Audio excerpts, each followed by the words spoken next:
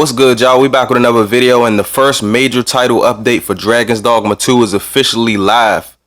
As I mentioned in my previous video, we'll be getting two major updates before the Dragon's Dogma 2 DLC in October. The first one went live June 10th, and the second update is going live at the end of August.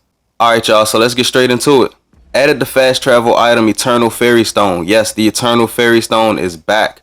The Eternal Fairy Stone will be automatically acquired after talking to Brant during the quest Seat of the Sovereign.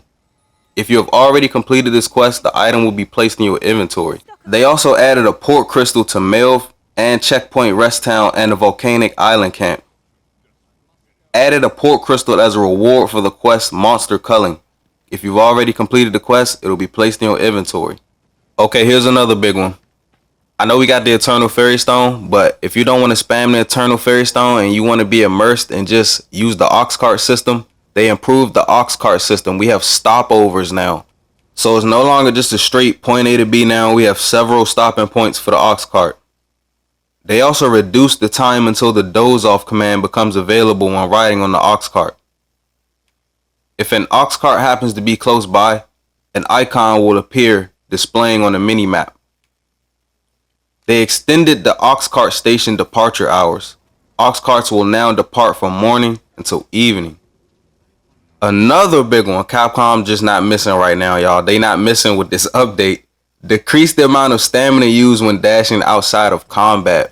I thought my Arisen was faster. If y'all saw my last video, I mentioned it felt like my Arisen was faster. No, it's just the fact that I don't drain a bunch of stamina running outside of combat anymore. You could damn near run halfway across the map now before you lose your stamina. I'm over exaggerating, but you can definitely feel the difference in the stamina consumption, y'all. So far that's the Eternal Fairy Stone, more port crystals added to locations, Ox Cart improvements, and stamina consumption improvements outside of combat. Okay, so that's all we got for fast travel and movement adjustments. Next up, we got options additions and adjustments. Added the free camera option to photo mode. Added the option to toggle the display of patterns left on equipment strengthened in Wormfire. Bravo, Capcom. Bravo, Capcom. We could finally take that ugly, you know what looking effect. You know what it looks like. I don't gotta say it, but we could finally remove the stains from our Dragon Forged armor. Thank you, Capcom. Added the option to toggle the display of head armor. Changed the wording of the set to examine only option in the button mapping settings to make it clearer that it does not include dash. Added the option to enable/disable unhired pawns to approach you and offer their services. So finally you could turn off the annoying field pawns just randomly approaching you. Added the option to enable/disable high fives from the pawns after battle. Nah, we keeping that, gang. Next up, we got reward adjustments. Change the content of some treasure chests and some enemy item drops. Yeah, because y'all already know, I ain't even gotta say it. Increase the rewards, mainly gold for some quests. UI adjustments. Added the option to use a fairy stone from the map by moving the cursor to a port crystal. Improved the visibility of the player icon on the map. A notification will now display if your camping kit was destroyed in an ambush. When shopping, you can no longer purchase more than you can hold of a specific item. The stat boost for pawns inflicted with Dragon's Plague will now be reflected on the status screen.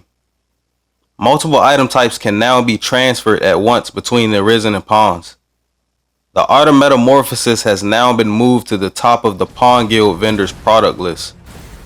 The order of lantern and lantern oil has been changed at each shop so that lantern oil appears first.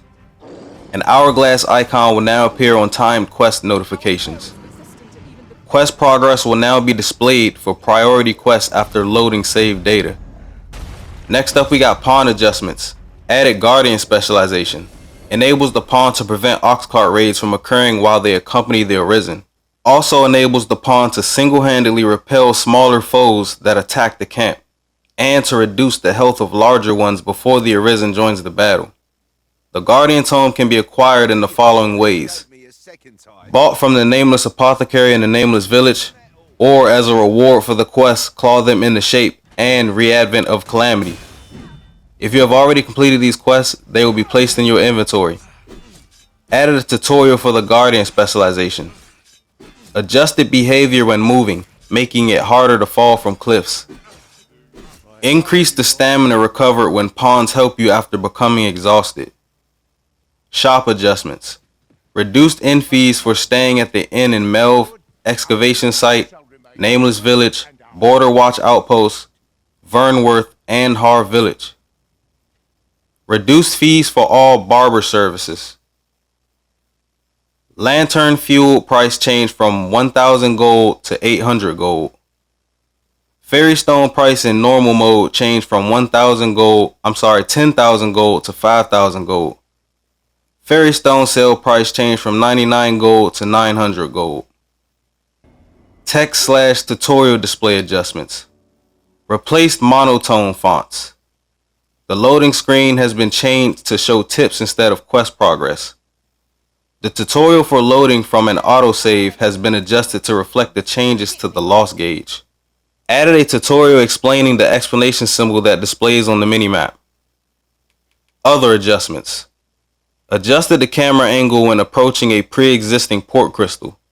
Adjusted the quality of the camera angle when returning from a zoomed view. Added the hollow cape to the product lineup at Celeste Smithy in Checkpoint Rest Town. Alright y'all, that's it for the first big update. Second update coming at the end of August. But yeah, I feel like Dragon's Dogma 2 is pretty much headed in the right direction. Let me know how y'all feeling about the update in the comments below. And if you're new here, of course, subscribe, drop a like, and I'm going to catch y'all on the next one.